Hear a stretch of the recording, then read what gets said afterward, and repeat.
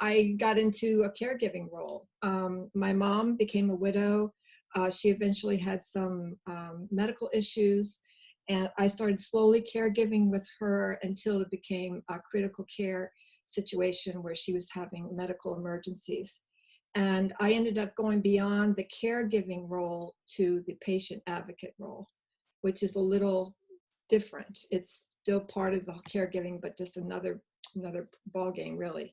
And I had no idea what a patient advocate was supposed to do. I didn't even know what her rights were as a patient, and I didn't know how the medical system works. So I really went into this with no idea, and basically it did not end well. A lot of things that she wanted never to happen ended up taking place, and it just left me with some sense of guilt, I guess, because I felt like I should have done better, but I didn't know what I should have done. And I realized that I needed to do something to understand this, so that my son, my two grown sons, and my husband wouldn't be in the situation that I had been in, that they would not have to do what I had to do. So I started asking questions, and as a journalist, I guess my journalism hat came on, and I started doing research and trying to figure out why, what happened, and put something together. And part of that was sort of retelling my mom's story, and I ended up telling it in short stories. That's how I ended up unfolding her story in 11 short stories that kind of explained our journey together with this patient advocacy. And then I put the book together. I had a guide at the end of some things that I had found that made sense that I wish I'd known. And I decided, okay, I need to show this to a medical professional and see what they think. And I knew about Dr. Hanslick. I knew that he was a very patient-centered doctor, a real patient advocate. He had been, at that point, he had been in practice for about 45 years. He was an internist. His focus was functional medicine, which has to do not just with the physical body, but the mental, the environmental relationship, everything about that affects our health. He was someone that was very into that. And I felt like he could give me a good perspective. So I asked him to review the book. He said yes. I sent it to him. And the response I got back to him just was almost shocking to me. He said, this is a story that plays out thousands of times a day in this country. And I was so surprised by that, because I thought my story was unique. I had no idea. So I said back to him, well, do you have something to say about that? And he said, I absolutely do. And so I ended up interviewing him for the book. I call it my office visit with him. And I named it The Doctor Is In. So after Mom's story comes his part, which is The Doctor Is In. So I had this book, and I just felt like, this is information that needs to go beyond my family. This is something I need to share, because I just talked to more and more people who just were in a similar situation that had no clue what to do. So I've got two goals with this talk that I'm going to do right now. The first is to maybe contribute a little to your understanding about patient rights and about the role of the patient advocate. That's the first thing. And the second is to help you as an advocate or your loved one feel more empowered in the medical care system and feel more effective in the roles that you have. So to do this, I'm going to use the book cover. And here it is. Probably you guys, know about it already. But I'm going to start with looking at the illustration here. And that's what I'm going to begin with. So basically what we have is somebody probably in a hospital bed. We've got, the hospital, the ambulance, the medications, and syringes. I mean, all this stuff is going on in the hospital.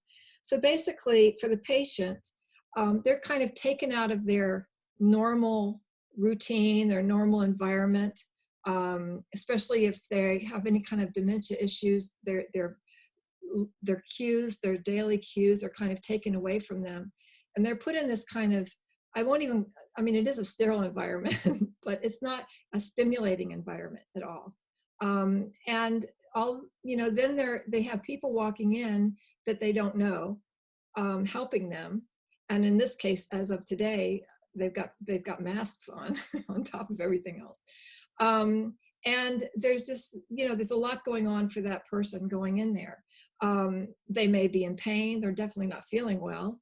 They may not have had much sleep or not been, have eaten well.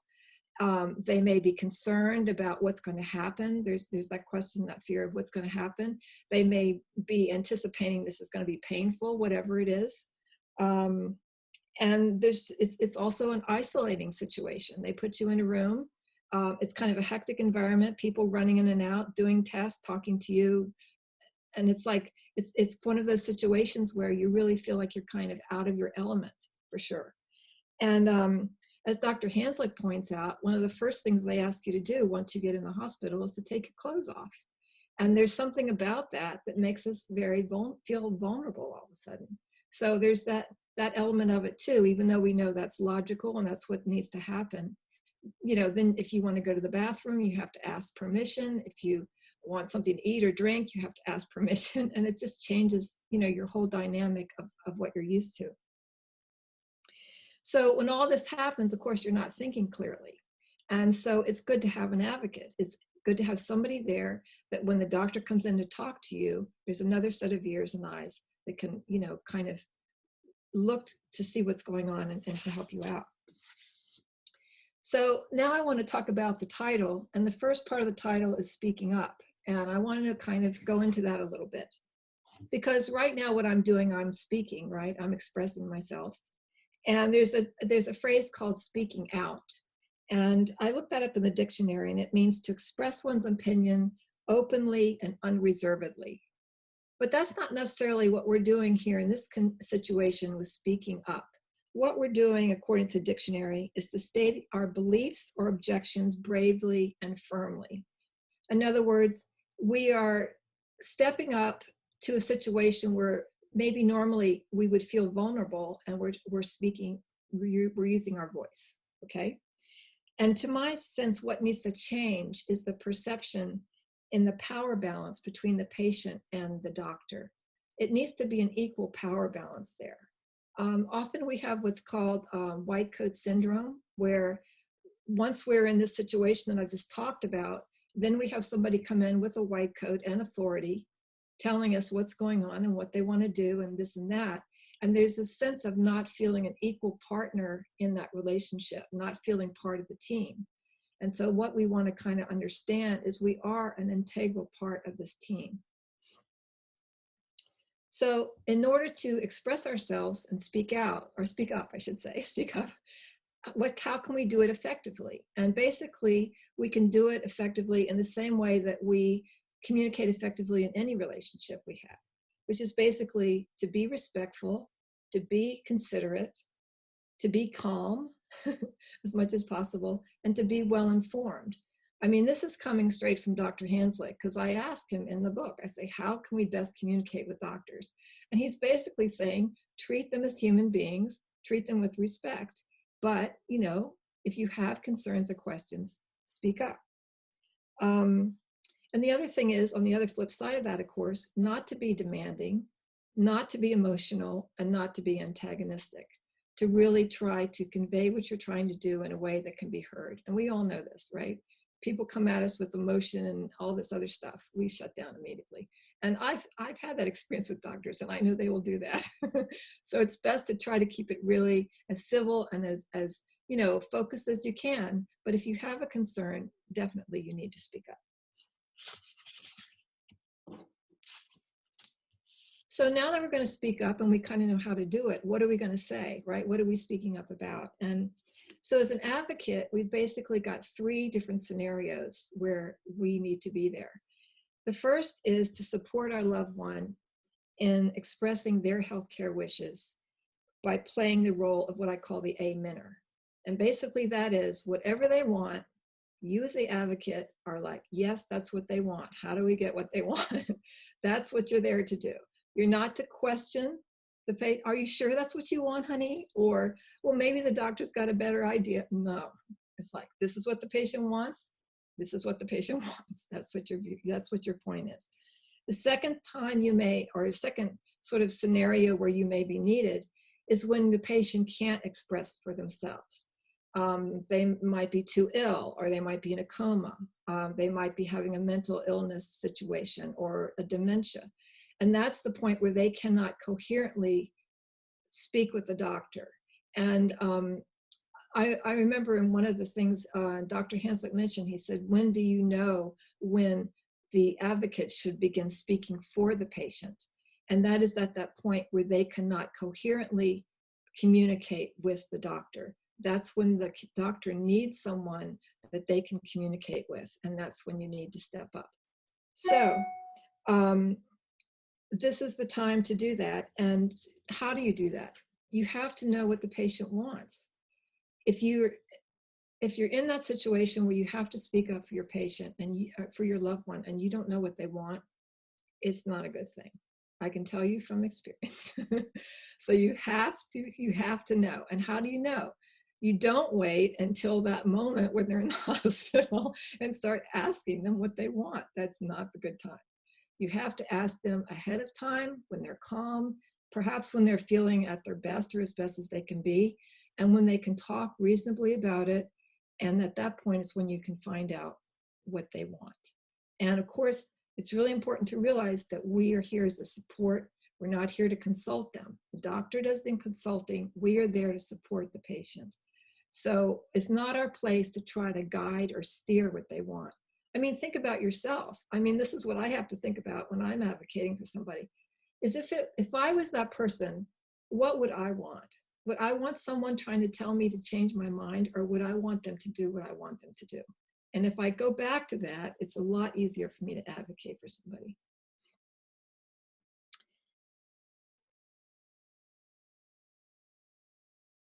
So that's the third thing, which is the third thing that an advocate has to do in this situation, which is perhaps the toughest part, is when you have to make a life or death decision for your loved one.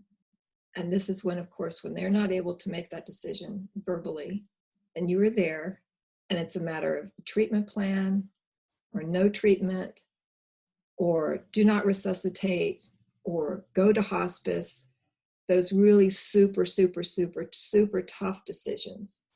To make those kind of decisions takes a will of iron, of steel. And I have been in that situation. I've not done well. So I'm not trying to say I'm an authority just because I wrote a book, but I'm saying that I know what I need to do.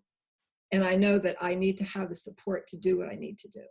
And so when those situations come, it's really important to have your own personal support team, to know ahead. I mean, if you can see it coming at all, know ahead, who can I call that's going to support me and be my A-mentor? Because I'm going to need an A-mentor if I'm speaking for that patient. All of a sudden, I'm the one on the spot, and I need to get what I need to get for that person. So that's when you need your people. You need your people to say, yes, we're behind you. Do what you got to do. So let's talk a minute about why do we need to speak up in the first place, right? I mean, we talked about that vulnerability that you feel when you're in that situation, but Dr. Hanslick describes that the medical system really is a military order system. And Geri, I guess you'll be able to totally relate to this. But it's true. The doctors give the orders, the nurses carry them out, and the patients are supposed to be compliant, right?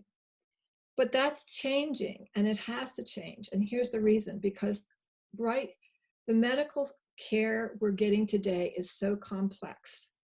I mean, I'm going to talk to you in a minute about my husband's situation. He has 5 specialists working on him right now.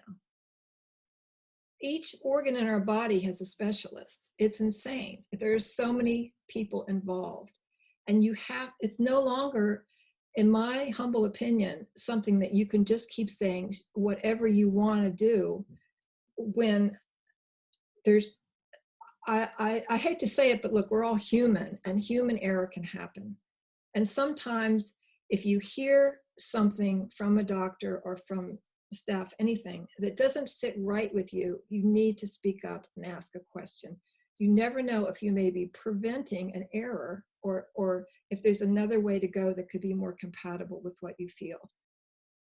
I will give you an example in a few minutes to explain just one situation that has come up really recently on this one. So the patient has rights, and what are those rights? And I think, here's the thing. We talk about the military model and blah, blah, blah. We need to change this. But the thing is this, slowly, things are changing. But there's we have responsibilities as an advocate, but patients also have rights. And if we don't exercise the rights that we have, it's hard for us to bump up against that and say, well, we need more. We aren't even using what we have. And this is what I found out later, is that we've got some things, we've got some tools here. One thing is we can ask questions. Now, the thing is, to me, it's like, don't go crazy asking questions just to show that you're speaking up. That's not the point of this. But if you can feel when you have a question, when somebody says something you don't understand, or it doesn't seem right, or you feel like you need to add some information to it, that's a point of asking a question, and it's perfectly fine to ask that question. If you have a doctor who's not willing to let you ask a question, probably you need to look around and see who else you can talk to, because that should definitely be one of the first things they do, is listen to you. Oh, I love the part. This is so great. In the hospital, they'll come rushing in, right? They don't tell you they're coming. You have no idea they're going to come. All of a sudden, you're in the middle of lunch or whatever. They show up. They blah, blah, blah, and they tell you everything they're going to tell you for 5 seconds. And they say, you got any questions? And there you are. You're in the middle of your lunch, or maybe you're just getting an IV or whatever. And you go, no. And then they walk out, and 5 minutes later you go, oh my gosh, I wish I could have asked this. So my thing is, no, I don't have any questions right this minute. I would like to think about what you just told me. How do I get a hold of you, or how do I get my questions answered if I have another one later? And how can I reach you, Because this is an ongoing conversation. This is just not, zip-ins about one night stand or whatever you want to call it. I mean, this is a relationship you're building with this doctor. So also, you should have equal decision-making in making decisions about your treatment. And this is what I know some people don't want to do this, and I get it. They want to let the doctor do whatever they want, and then if it doesn't go right, that sometimes they want to sue them. So here's my thing about that. I feel it's very passive aggressive. Be involved, be part of the decision-making process.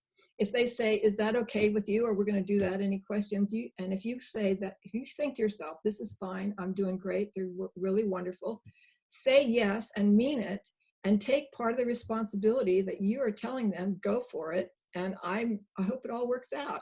I mean, you have to be in it with them, I feel. You can't just be a bystander and let them do stuff. This is the way I'm looking at it. Get second opinions. You don't have to tell them you're getting one. They don't have to know. You can tell them, but you don't have to. And sometimes getting second opinions can ease your mind, and also you'll learn something you didn't know, so it doesn't hurt. You can take a pause in the treatment plan or in the decision making. Somebody comes in and says, okay, we want to take out organ X. We can schedule you for this afternoon. And you can say, you know what? Organ X has been with me for about 55 years now. If you don't mind, I'd like a couple hours to think about it. And I think it'll be okay. In most cases, your situation is not going to change that quickly. I mean, if you go in with a burst appendix, well, of course you want it out anyway. But otherwise, I think you've got a little time. So take a breath and think, get your advocate together. If you just got to talk it out with somebody, just do it. It's okay. My nose is running, I crushed it. Can you request a different physician in the hospital? Of course, just like you can out in here. If you're in a hospital and you feel like the guy is just not, or the woman, it's probably a guy, but I'm just not gonna say that. But anyway, if you feel like the guy or the person is definitely, you can't work with them, they're not giving you the treatment alternatives you're looking at, you can do something about it. You might have to go to the administration. It might be a big of a woo-woo about it. But yes, don't feel you're stuck with somebody in the hospital if you really can't work with them. If there's something going on that you just feel you can't. And the last thing is, you can leave the hospital. You are not a prisoner. That's something else I didn't realize. Oh my gosh, this is important. I mean, you don't even have to leave, but just to feel like you could leave, I think is an incredible break to your brain. You know, that you don't have to be there. You're there by choice. And regardless of what the doctor says and how you be against doctor's orders and blah, blah, blah, blah, blah, you have to sign a paper saying, okay, you know, sue me or whatever, I'm leaving. Still, they're not going to sue you, by the way. But still, you know, it is a choice being there. It was a choice coming to the hospital, and it's a choice to leave. So don't ever think that you're now a prisoner there and there's nothing you can do. Maybe you already know all this stuff and it's just me that didn't know anything. Maybe I'm the clueless person in the universe. I don't know. But this whole thing of sharing information with the doctor and making shared decisions, there's a thing called shared decision making, which is kind of this overall thing for it. But basically, that's what it's saying, is that you're part of the team and that, you know, you have a voice to say and you have the ability to do the things that we just talked about. And, you know, that you want to take an active role. Because this is the quote from Dr. Hanslick. He says, the medical arena does not automatically work for you. You have to make it work for you. And I feel that's really true. Maybe that wasn't necessary like 20 years ago, but today it's very necessary. It's just too complicated. When you go in there, it's just too complicated. And I'll tell you this one thing, because we were talking about human error or whatever. My husband was in the hospital, went into the hospital on Saturday, and he came in with high fever and stomach pains. Well, he's got a whole history of what's been going on with him in the last several years, really. But when he went in there, the doctor first put him on a regular ward, and then they moved him up to COVID. And he did not need to be there. He did not have the virus. But he was immune compromised, and they put him on the COVID ward. Not good. And I cannot be there. I cannot be there to advocate for him, of course. And he didn't ask any questions about why they were putting him there, and he ended up there overnight. But anyway, I thought this was like, again, oh my gosh, what an incredibly rare thing for this to happen, right? And I was on a Zoom call yesterday with another group, and lo and behold, one of the people on there had just gotten out of the hospital, and they had the exact same thing happen to them. So I'm just saying, it pays to ask questions. It pays to ask questions and find out why things are happening. You can avoid a lot of problems that way. Okay, so let's go on to the next for mom. And I just want to say a couple things about this. It's not, you know, it's not just for daughters taking care of moms. I mean, that used to be the old or the most common scenario, but it's sons taking care of moms, or daughters taking care of dads, or wives taking care of husbands, or parents taking care of children, or us taking care of ourselves. I mean, there's all kind of scenarios where we need to speak up. So this was my scenario at the time, and now I've got a different scenario. So you never know what your scenario is going to be, and it's relevant probably to any kind of scenario, just about. The bottom of it says a daughter's quest for compassionate medical care. So I want to talk about the daughter's quest. Because what does it feel like to be an advocate for a loved one? Probably some, if not all of you, have been an advocate for somebody, especially in a medical crisis situation. So if I were to describe it, I would say, first of all, it's always unexpected. It could be during a work day, in the middle of the night. You never know it's coming, and all of a sudden, there it is. There's a feeling all of a sudden of being a bit overwhelmed. You're in shock. If you've been doing caregiving up to that moment, you could be possibly already exhausted, and now you've got this layer of heightened stress, right? There may be some sense of being scared, of like, what's going to happen to my loved one? Is this the last time? Are they going to pull through? What is their pain and suffering going to be like? How can I help them avoid that? I mean, isn't that the ultimate thing we're trying to do, is like, you know, what can we do? This feeling almost of helplessness at the same time. So there's a lot going through that advocate's brain at that moment. So are they at their best? Probably not. And yet they're the key. They're the voice for that person if that person needs them. So you've got two people. You've got the loved one, the person, the patient, who's like going through their whole world of scenario that the advocate can't even understand in a way, and yet the advocate is also going through their whole world as well of just, you know, this whole thing going on. So you've got two people that are not working well in their own selves, and then they're going into this environment where they have to be articulate, where they have to ask questions, that they have to be on top of things. So it's really, you know, it's a challenge. It's definitely a challenge.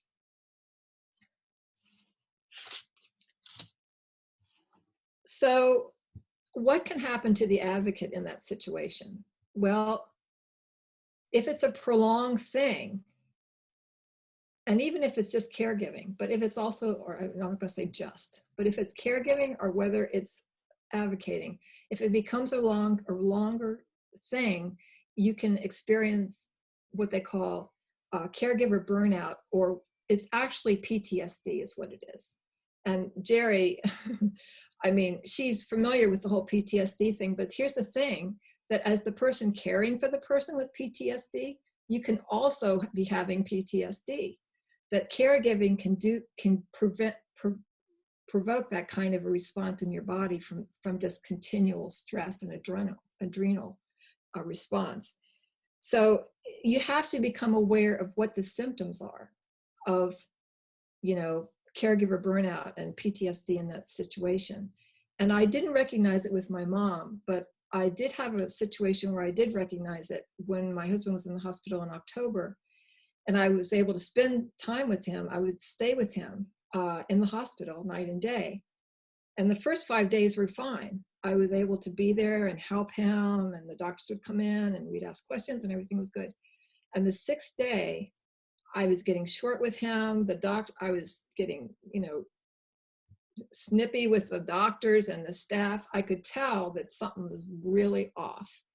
And I said to him, you know what? I need to go home. I need to sleep in my own bed. I've got to take a break. And he said, great. And I went home, and just that 24-hour period coming back, I felt like myself again, and I could continue. And then he was let out of the hospital soon after that. But I knew that at that point, I was not doing my job. I was actually making things worse. and it was part of my job at that point to remove myself from that situation. And that, you know, and knowing that he would be fine, you know, that it was okay for me to do that, that it was going to be okay. So, yeah, it needs to happen.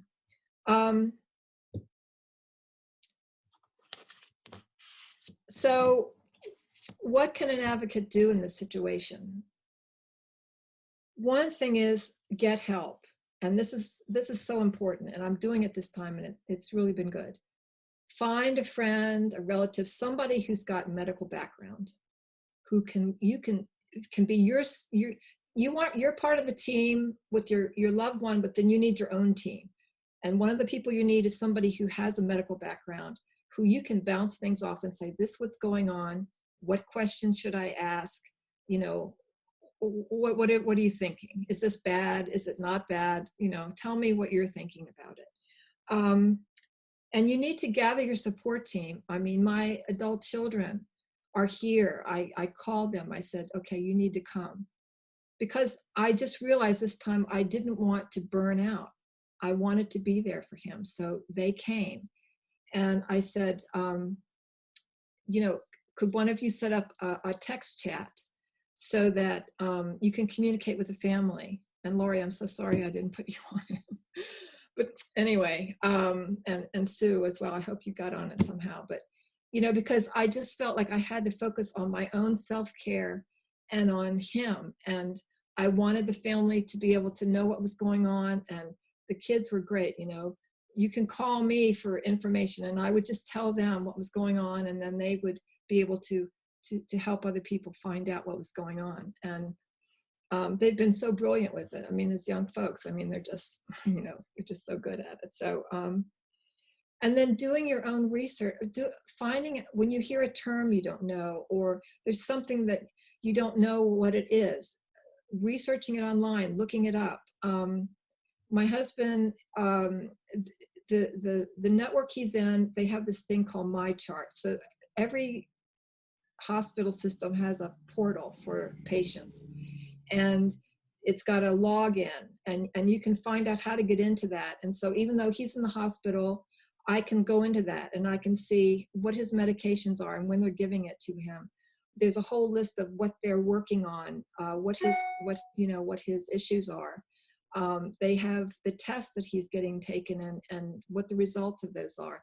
His whole hospital team is listed there, and I can see them and I can see what their specialties are. So there's like a lot that you can glean from these online portals. Because here's the thing, and I guess I'm getting into this about this whole COVID thing. I don't know if it's any different actually when it's not COVID, but trying to get a doctor to call you back is, I think it's like less than 1% possibility. I'm not going to say zero, but it's pretty low. And so what I decided to do was I got in touch with the nurse that was in charge of my husband in the hospital. I mean, they're changing, right? They change shifts, but called the operator, told her what room he was in, that I wanted to speak to the nurse in charge, got her, and was able to ask her questions. The nurses are really helpful. I don't know whether they're doing it just now or not, but they understand where the families are at and how crazy this is that we cannot be there. And so they are being so generous with their time to help us. And I asked one of the nurses that were on call, I said, can you put a note in the chart asking the doctor to call me after he visits with my husband? And he said, I can do it, but he won't call you. And I said, what do you mean? He said, he never calls. He said, I'll do it if you want, but he never calls. So I said, okay, well, never mind. So as a consequence, though, in the hospital, they gave him an iPad. And the iPads in the hospital, the connection is a lot better than him talking on his phone. So we've been able to communicate through this iPad. And I think it's just some kind of miracle. I don't know if it's women's intuition or what, that I'll call him.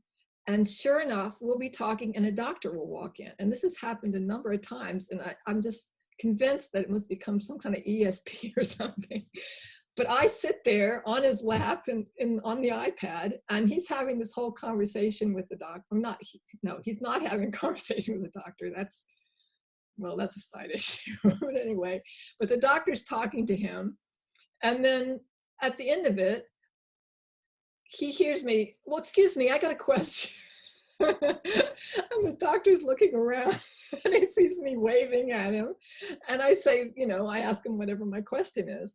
And that's the way it's happening sometimes, is that's the way I'm getting to find out what's going on, is by just being on the iPad when the doctor comes in. So you got to get resourceful. You got to figure it out. And there's, let's see, and there's plenty of good resources out there. I never looked for any resources. I didn't realize I was going to be in this position, but then I realized, oh my gosh, you need resources. So this book is a resource. There's plenty of resources in the book for other places, but definitely look for resources, because I think we all need resources. And the last thing I want to say is about family members, friends, people who love your loved one, okay? You're there, you're the patient advocate, but there's people who love your person, okay? And they want to advocate for them. They will have suggestions, they have ideas, they have whatever, they want to help. And here's the thing, they probably can. As much as, you think you got to keep it together and do this, you may hear something from somebody who loves your loved one and says, have you thought of this? And it could be, oh my gosh, that's a great idea. So it's a fabulous time to be open to family and friends who want to help.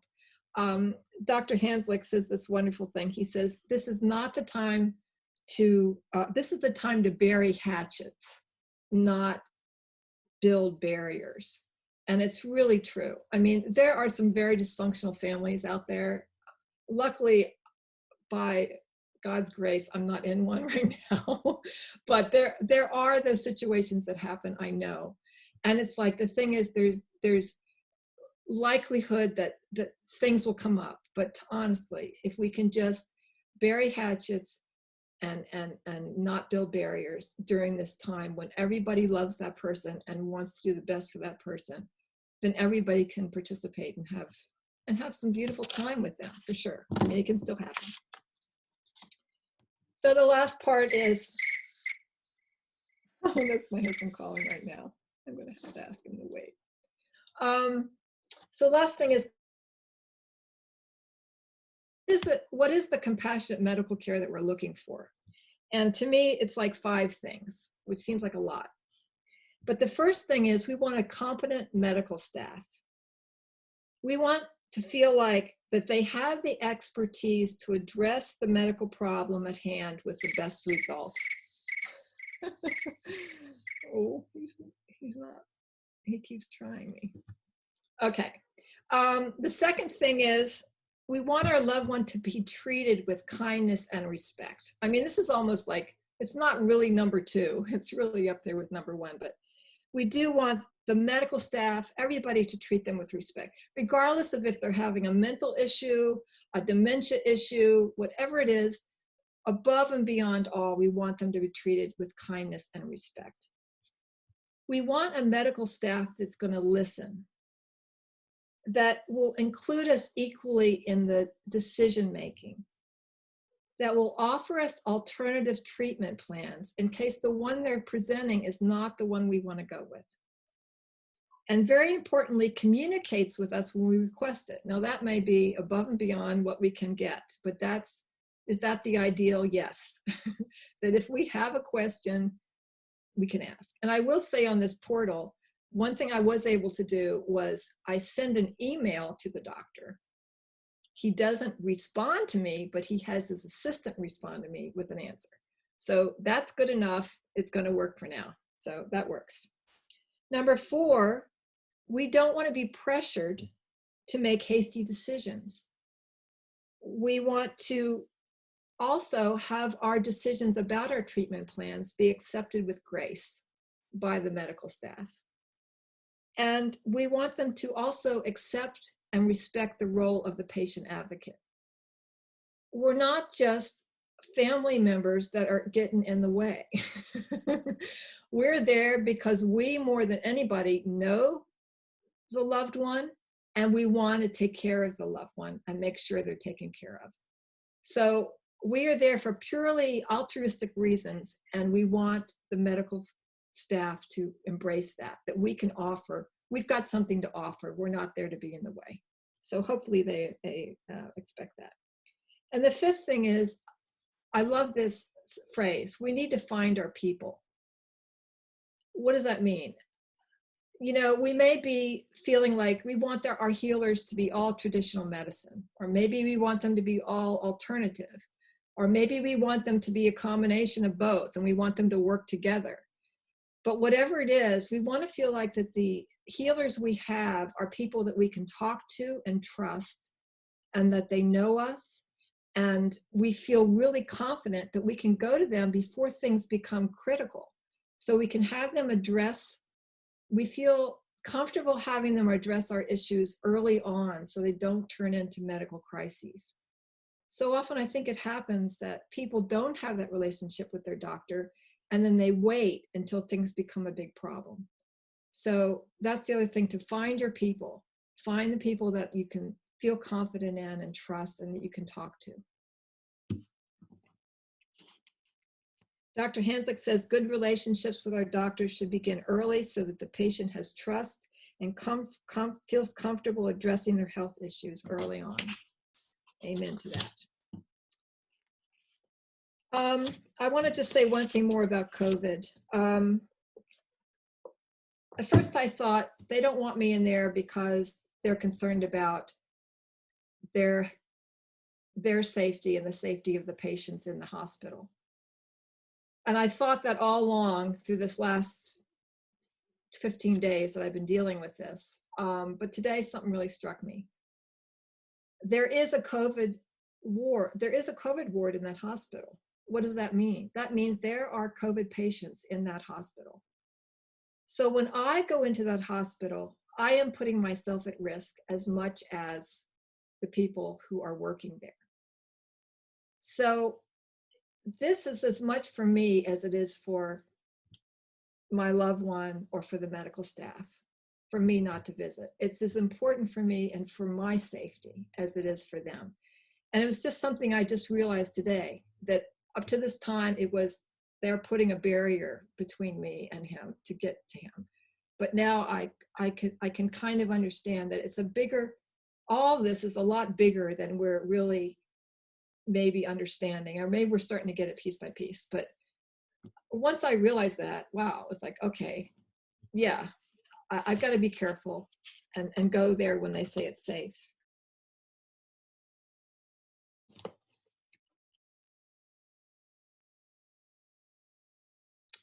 So I think I've covered everything. Thank you all for joining us tonight. I really do appreciate it. I know Llee appreciates it. You know, and we're all in this together. So, we'll get through it together. And Llee, thank you so much for coming on and sharing your story with us. Absolutely. I'm going to go buy that book. Oh, awesome. And read it. And here's where you got to get it.